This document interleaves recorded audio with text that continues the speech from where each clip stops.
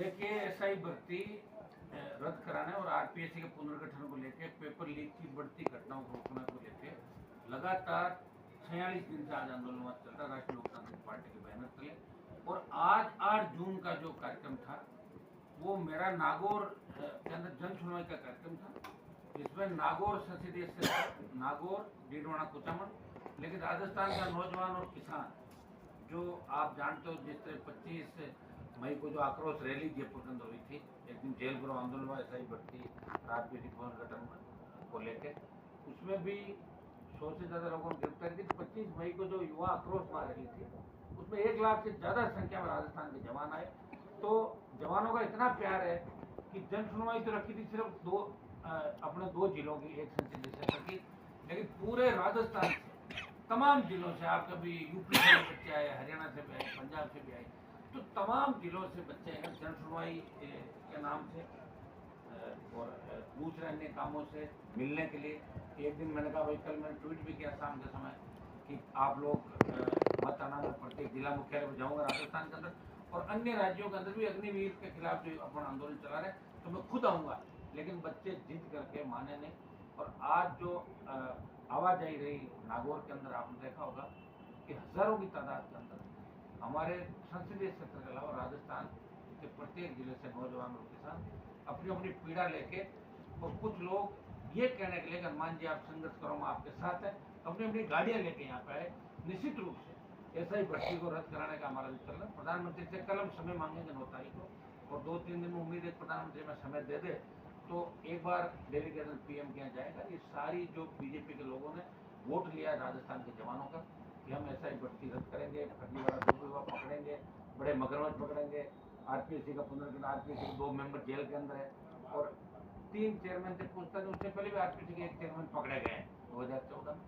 तो राजस्थान के नौजवान का फ्यूचर क्या होगा, किस तरह बच्चे तैयारी कर रहे हैं जयपुर दिल्ली के अंदर, किसान के बेटे, आम आदमी के बेटे, हमारे मजदूरी जो करते हैं, छोटे उद्योग वाले लोग, उनके बच्चे भी, बेटियां भी तैयारी करके वो कुछ बनना चाहती है।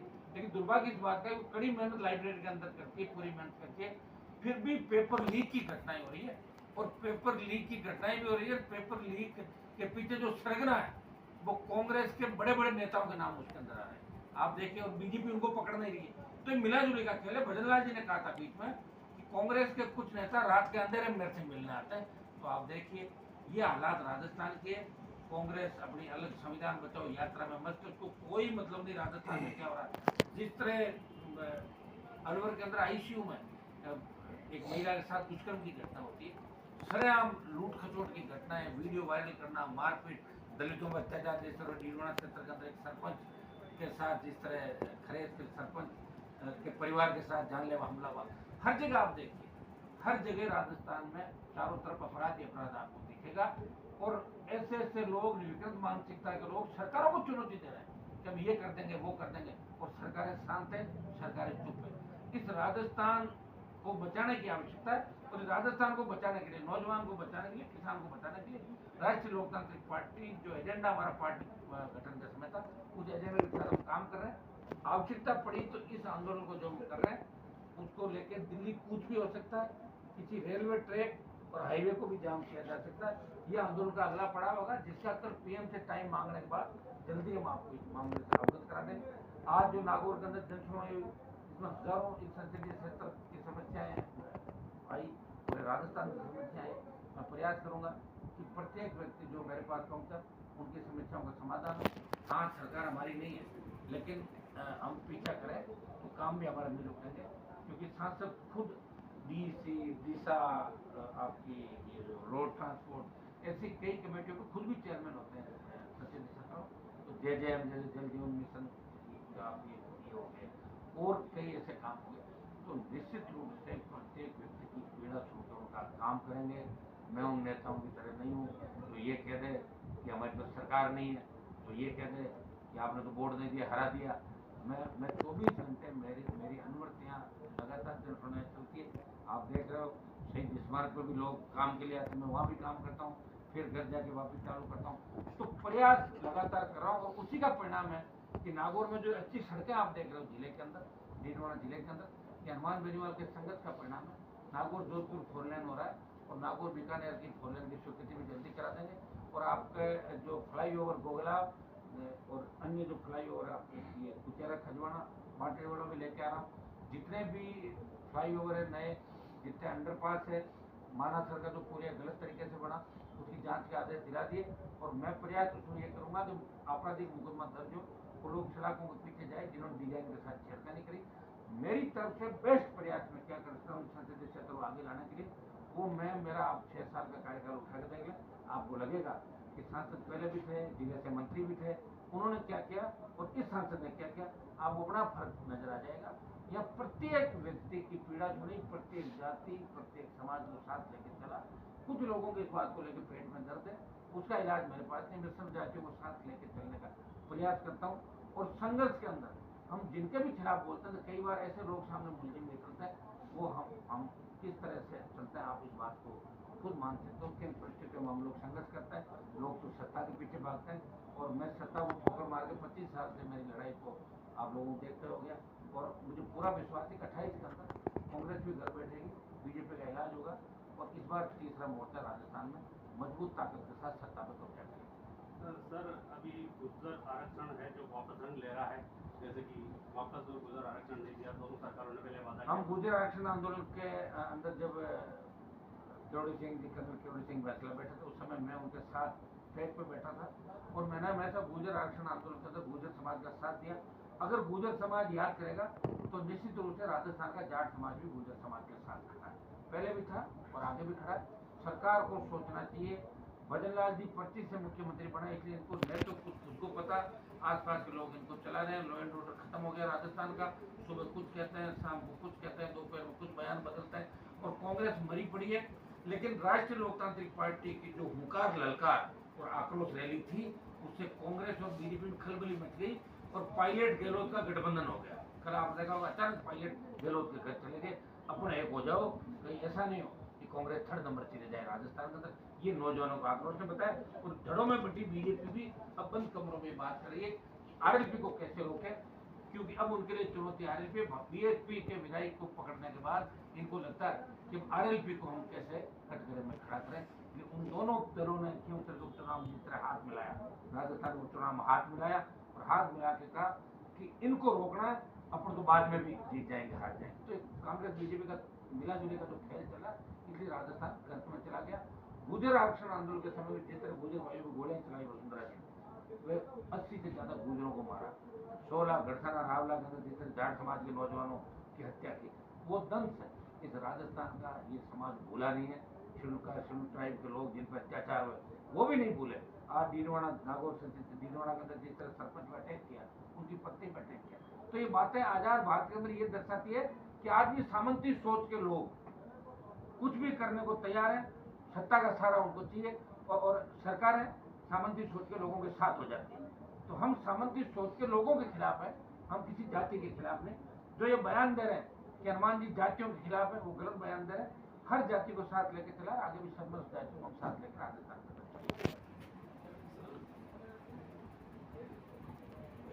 जैसे बीजेपी के नेता किरोड़ीलाल जी मीणा है, वो कंटिन्यू ही अपनी सरकार के खिलाफ चलते रहते हैं और जैसे कि उन्होंने कई अच्छे काम किए। अभी इसी महीने में नकली बीज पकड़ना, नकली खाद पकड़ना, उसको लेकर किस तरीके से देखते हैं अभी? वो तो 1.5 साल से क्यों नहीं कर रहे हो? सुनो, वो एकदम से आपको कैसे याद आया? और वो कर क्या रहे ये तो बताओ मुझे। वो क्या भजन लाल का विरोध कर रहे हैं या वो खुद की पॉपुलरिटी के लिए कर रहे हैं? उनकी बात मेरे समझ में नहीं आती कि मैं उनके बहुत साथ रहा और आखिर में वो छोड़ के चले जाते। उनकी एक आदत है, लड़ते रहेंगे, जैसे ही मौका आएगा निकल पड़ेंगे। मुझे छोड़ दिया 2018 के अंदर और ऐसा ही भर्ती के अभ्यर्थियों को छोड़ दिया सड़क पे, जिनको कोई सुनने वाला नहीं। डॉक्टर साहब क्या कहते हैं वो तो वही बता सकते हैं, उनके बारे में मैं इतना नहीं कह सकता, लेकिन मैं उनको अच्छी तरह से जानता हूँ। निश्चित रूप से उनको अगर मुख्यमंत्री भी बना दो तो संतुष्ट नहीं है।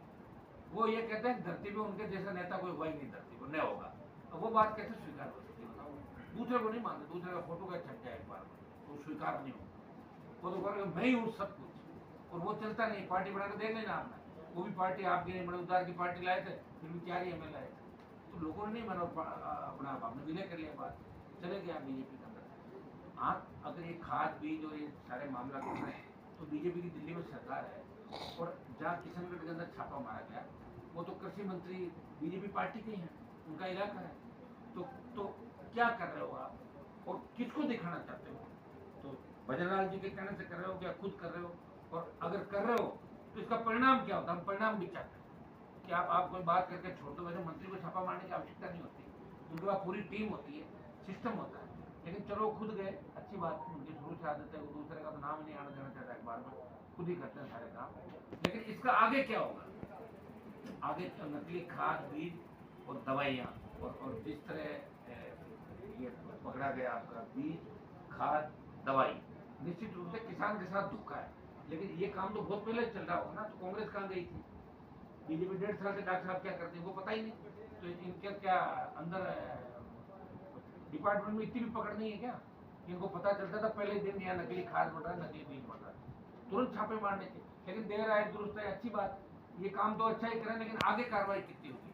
कहीं ऐसा नहीं हो फैक्ट्रियाँ वापस खुल जाए और काम वापस जारी हो जाए। इस चीज़ का भी हमें देखना कि एक बार आगे इसका परिणाम क्या निकलता है, परिणाम क्या होता है, परिणाम क्यों हमें जाना है। ऐसे ही भर्ती के जो धरना प्रदर्शन चल रहा था वहाँ पर भी एक बार किरोड़ी जी मीणा वहाँ पर धरने पर वो पहुंचे। तो खुद है, वो तो क्या है, तुमको ये लगा कि भर्ती कल रद्द हो जाएगी, आगे हो सोचा क्रेडिट हनुमान जी को नहीं मिल जाएगा तो मैं ले जाऊँ, तो आगे चले गए, मैं तो था ही नहीं वहाँ। और फिर मैंने कहा आओ रैली के अंदर, मैंने कहा 1 लाख की रैली आओ, आप उसमें आमंत्रित किया तो आए तो नहीं, उसके अंदर आ जाते। फिर जब धरने पर आए तो रैली में भी आ जाते, और रैली में नहीं आए तो धरने पर क्यों आए? ये मेरा सवाल है उनसे। यही बात मैं आपसे पूछूं तो एक इंटरव्यू में ज्योति मिर्जा ने ये बात कही थी कि आपको मालूम चला कि वो ऐसा ही भर्ती रद्द होने वाली है, उसका श्रेय लेने के लिए आप बच्चों को इकट्ठा करके वो धरना प्रदर्शन कर रहे हैं, इसमें क्या सत्यता है? ज्योति तो देखो ऐसा है, उसको तो कोई लिख के देता है, उसको जानता है नहीं ऐसा ही भर्ती के बारे में, और इसे एक्टिव अब वो ये, और 4 बार हारने के बाद भी अभी उसका मुझे लग रहा है मानसिक संतुलित हो गया, मेरी बात सुनो। और वास्तव में अब जो नया कानून आ रहा है उसके अंदर ये ला रहे हैं हम लोग, कोशिश करें भाई 3 बार जो लगातार हार जाए वो चुनाव नहीं लड़ पाए जिंदगी में दोबारा। तो जब उसको लगता है कि ऐसा कि कानून आने के बाद मेरा क्या होगा, ये फड़फड़ाहट करके कुछ ना कुछ एडजस्टमेंट चाहती है। वो चाहती है कि भाई बीजेपी कि मैं ही हूँ बीजेपी। कोई नहीं सोचे जैसे पहले भी बीजेपी थी, तुमने चुनाव भी बीजेपी से लड़ा, 2 बार हार गई तुम बीजेपी से और 2 बार हार गई कांग्रेस से। अब तुम्हारा नागौर जिले में कोई फ्यूचर है नहीं, और मैं तो कोई पहला आंदोलन थोड़ी कर रहा हूँ। और मुझे पता लगा कि नहीं लगा, जब बच्चे मेरे पास आए ऐसा ही भर्ती के निराश होकर कि अंतिम उम्मीद आप हो, तभी तो मैं जाऊँगा। मैं कोई बड़ी पंचायतें थोड़ी करूँगा, पहले तो आंदोलन दूसरे लोग कर रहे थे, लोकसभा में उठा रहा था मैं, ऐसा ही भर्ती रद्द करो, रीट लेवल सेकंड रद्द कराई, फर्स्ट रद्द करो, तमाम जगह आप देख रहे हो हम लीड के खिलाफ सड़कों में लड़ रहे थे पिछली बार, तब 10-10, 15-15 हज़ार लोगों को प्रदर्शन में हमने शिवलाइन फाटक में किए, हमेशा रैलियाँ करते थे। कौन लड़ रहा राजस्थान के अंदर? इनके कहने से क्या होता है, इन्होंने अपनी जीवन में जो कह रहे हैं तो एक धरना भी नहीं दिया होता। ये तो वो लोग हैं जो किस तरह बीजेपी में आए। आप भी जानते हो इंडिया बुल्स की जो कंपनी कितना बड़ा घोटाला किया है।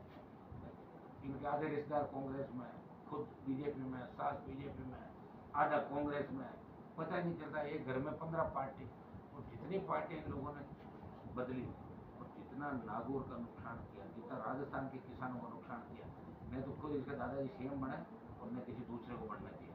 ये जो अगर आज नागौर जूझ रहा है जिन परिस्थितियों में, उसके लिए निश्चित रूप से ये दोनों परिवार जिम्मेदार है। अगर ये चाहते तो नागौर में 60 साल पहले इंदिरा गांधी सिंचाई की नहर आ जाती और आज पंजाब की तरह हमारे लोग आबाद होते हैं। ये लोग चाहते हैं तो यहाँ रोजगार, नमक, मार्बल, लाइमस्टोन, चाइना के जिप्सम, आप देखिए कुछ नहीं किया इन्होंने। 2008 के बाद स्कॉर्पियो फॉर्च्यूनर नागौर में घूम रही है, तो 2008 के बाद, 2003 के बाद, 99 के बाद जो हनुमान बेनीवाल यहाँ आया, उसने संघर्ष किया, लोगों को जगाया, दलालों को खत्म किया, नेताओं की दुकानें बंद करी और लोगों को लड़ना सिखाया। ये इसी का परिणाम है कि जन सुनवाई का डाला और हजारों की तादाद में राजस्थान से लोग अपने नेता और अपने भाई से मिलने यहाँ आए। तो इन लोगों का कुछ भी नहीं, बिना टिकट तो 3000 वोट दें इनके पास, लड़ो पार्टी बना के, पता लग जाएगा। आपके पास इतना पैसा है, पार्टी बना लो ना, खुद ही बना लो खुद की सरकार, मना कौन करा? क्यों भाजपा कार्यालय, कांग्रेस कार्यालय की बात चक्कर काटते हो आप? शर्म नहीं आती आप लोगों को? क्या लोग आप बताओ मुझे? स्वाभिमान मर गया इन लोगों का, और जिनका मान सम्मान स्वाभिमान नहीं, उनके बारे में ज्यादा बात करना ठीक नहीं। लोकतंत्र के अंदर हार जीत ही होती है।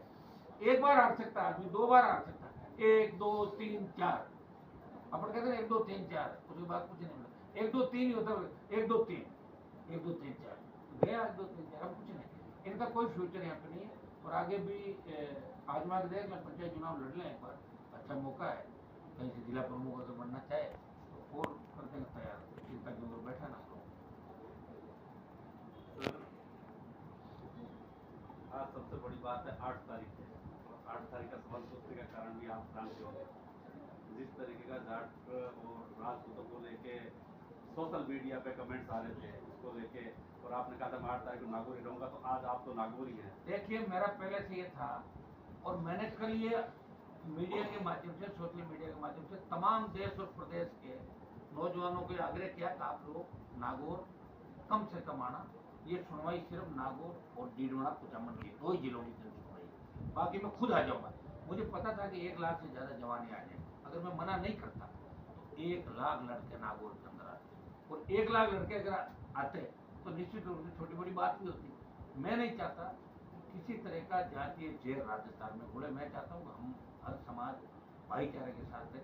मैं जाट राजपूत को साथ देखना चाहता हूँ, मैं गुजर मीणा को साथ देखना चाहता हूँ, मैं मेघ और ब्राह्मण को साथ देखना चाहता हूँ। और हमने कोई किसी के बारे में ऐसा कहा भी नहीं जो अनर्गल बातें कही, संकीर्ण मानसिकता के जिन लोगों ने बकवास करी, तो उनसे ये सवाल पूछो आप। मैं तो 8 जून को यही हूँ, और मैंने तो लोगों को रोका था, फिर भी कितने हजार लोग यहाँ पे आ गए और शांतिपूर्ण तरह से आके मिल के और चले गए। जन सुनवाई मेरी जारी है। इसके अंदर इतना ही कह सकता हूँ कि समझदार समाजों को ये सोचना है कि 4 आदमी कोई बात कहते, उन 4 आदमियों की बात की सच्चाई को नहीं मानना चाहिए, पूरी बात की तह तक जाना चाहिए। हनुमान बेनीवाल किसी जाति के खिलाफ राजनीति नहीं करता, उसके घर पे प्रत्येक जाति का व्यक्ति आता, और जाति पूछ के काम भी नहीं करता, और सारे समाजों को साथ लेके चलता हूँ।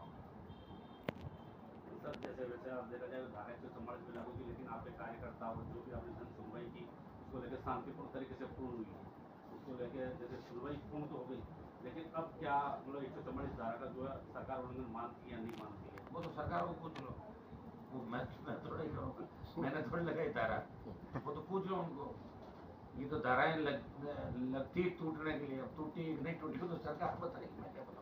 साहब अब जयलन तो चलेगी जन सुनवाई, तो चलेगी 11 बजे तक रात को। साहब जयलन हॉस्पिटल में आए दिन ये वो पानी की समस्या, डॉक्टरों की समस्या, अभी भी आज भी ऐसा क्यों सबसे ज्यादा समस्या जो नागौर के अंदर है, जिन लोगों के नाम ले रहे हो वो पुराने नेता, उनकी सोच। अगर हम हॉस्पिटल को सुधारना चाहें तो 50 लोग उसके पक्ष में खड़े हो जाएंगे तो बदमाश हो, क्या करें बताओ। फिर लोगों के अंदर जागरूकता है। मैं जयललिता का दौरा करूँगा खुद भी जल्दी। मेडिकल कॉलेज को भी हमने प्रयास करके दिल्ली का बजट सबसे पहले जिला की चालू भी करा दिया। आप देख रहे हो नागौर की वो गोगलाव की सड़क, 30 डॉक्टर एक साथ में सड़क है जो टूट के नहीं बनेगी, बात टूटेगी वो सड़क। मैंने कहा तोड़ के बनाऊंगा, बहुत पैसा लगता है, लेकिन सड़क सही बनाऊंगा। ठेकेदार का भी इलाज कर दिया। जहाँ जहाँ मुझे जरूरत पड़ेगी 2-3 सड़कें और अपनी अट्यासन, ये आपकी जोधपुर रोड पे बीच वाली, और इसको हम चाहते हैं कि आने वाले 2 साल बाद नागौर स्मार्ट सिटी के रूप में देखें। कोई व्यक्तियाँ आए, एफओ बन रहे 2 फुट और ब्रिज बता भैया और गोगलाव रोड पर, तो ये बना देती ज्योति की, मना क्या किया इसको? मैंने तो मना नहीं किया था। सुनो, इनके तो कनेक्शन भी है दिल्ली के अंदर। मैं तो गरीब किसान का बेटा हूँ, मेरे कनेक्शन क्या वहाँ पे? इनके तो दादाजी थे, इनके तो बड़े कनेक्शन है, पैसा टक्का सारे कनेक्शन है। तो बिना कनेक्शन लड़ रहा हूँ ना, कोशिश कर रहा हूँ, प्रयास कर रहा हूँ।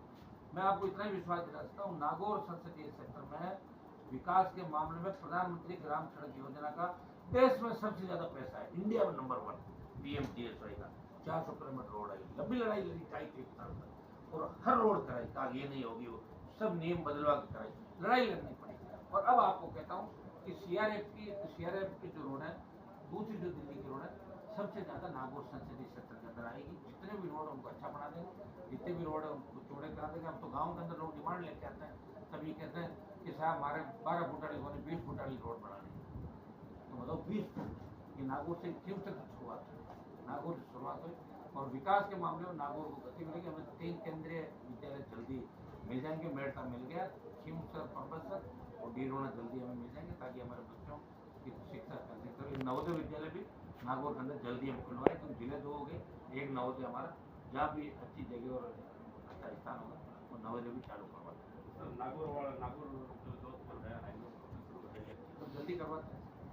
अब आप चिंता मत करो, स्पीड से होंगे सारे काम, क्योंकि जैसे ये ठेकेदारों को 2-4 सड़कें तोड़ कर इनके जूते मार के इनको बंद करेंगे ना, तो अपना भी स्पीड से काम होता रहेगा। पुराने जमाने के अंदर जब बीमारी आती थी तो कौ मार के लटकाते थे, जो कौवे को मरे वक्त बीमारी भागते दो चार कौवे मार के लटकाएंगे ना जगह जगह ठेकेदार, तो अपने आप काम ठीक होगा, गति पकड़ लेंगे। सारा तो सुधार 100% एक दिन में नहीं कर सकते, लेकिन आपको अच्छा सुधार नजर आएगा। ठीक है। ऐसा ही भर्ती परीक्षा में आपको ने सरकार और प्रशासन को कई सबूत भी दिए, लेकिन फिर भी तारीख पे आगे बढ़ाई जा रही है सरकार द्वारा। क्या सरकार हमें थकाना चाहती है और हम सरकार को झुकाना चाहते हैं, बस यही कारण।